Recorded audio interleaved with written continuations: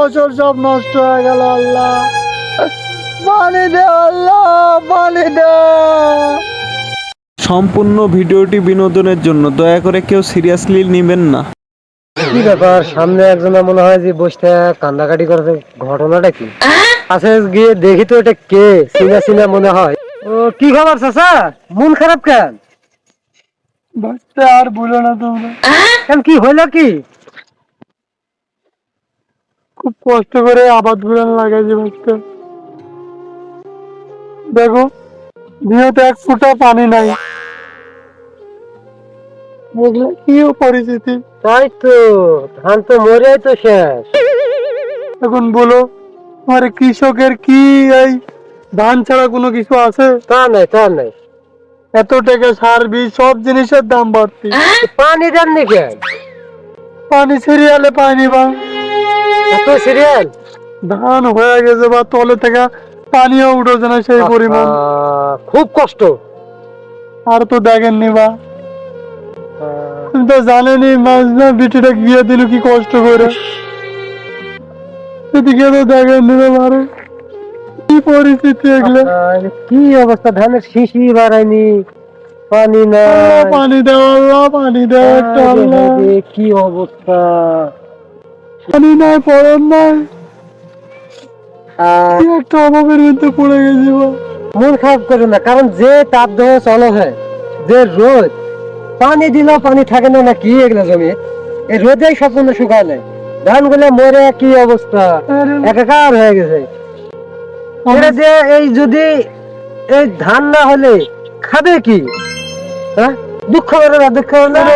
কৃষকে কেউ ধান দেয় না, বাতিজা সার বীজ কিনতে যাবেন কোনো দাম কম, অনেক খরচ তো সার্ভিসের, ঠিক আছে, অনেক খরচ।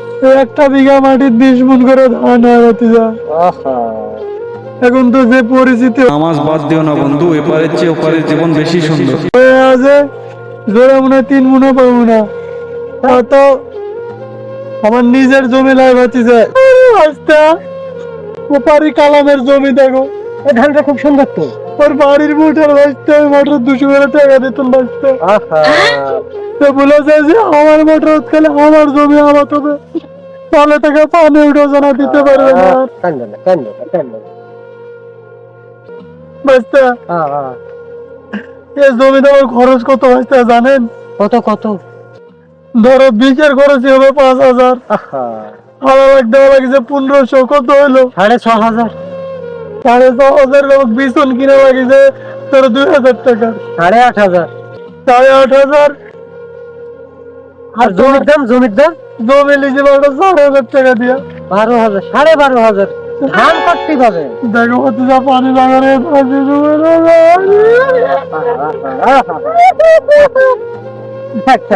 ওদিক দিয়ে না ধানটা ভালো ছিল, ধান 4বার ঘাস তুললু, এই ধান বাড়ায়নি। তুই 4বার ঘাস তুলে 500 টাকা, একটা পাটির 500 টাকা। এমনি আবার অভাব, বিটিক বিয়া দিলু, আজ আমার কপাল। আল্লাহ পানি দিল না আল্লাহ। এদিকে যখন ধান ছিল এত সুন্দর ধান,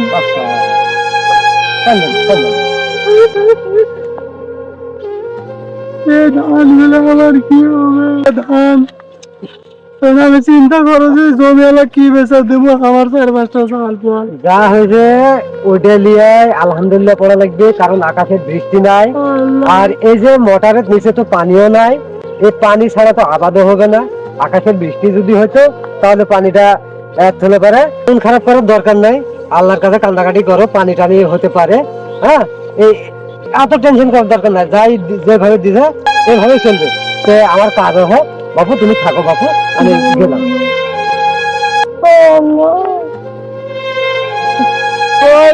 পানি দাও আল্লাহ, পানি দাও, পানি দাও আল্লাহ, পানি দাও